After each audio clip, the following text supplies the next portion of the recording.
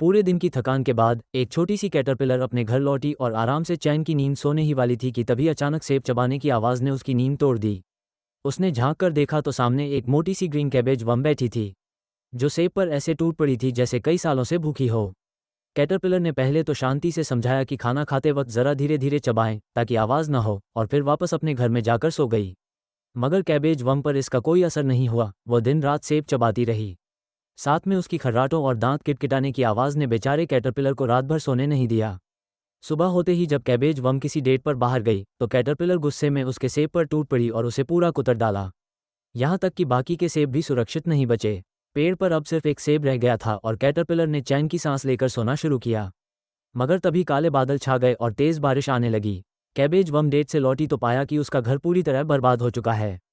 उसने कैटरपिलर से बारिश में शरण मांगी, लेकिन कैटरपिलर ने बेरहमी से इनकार कर दिया। मजबूर होकर कैबेज वर्म पेड़ से नीचे उतर गई और बारिश से बचने के लिए दूसरी जगह तलाशने लगी। कैटरपिलर ने सोचा कि अब आखिरकार उसे सुकून मिल गया है, लेकिन किस्मत को कुछ और ही मंजूर था। एक बिजली कड़क कर गिरी और उसका सेब जलकर राख हो गया।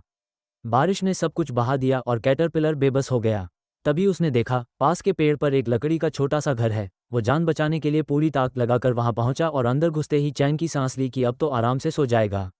लेकिन तभी वही जानी पहचानी खर्राटों की आवाज़ गूंज उठी। उसने ऊपर देखा तो सामने वही कैबेज वर्म बैठी थी। सच कहा जाए तो ये दोनों अब सचमुच किस्मत के दुश्मन पड़ोसी बन चुके थे।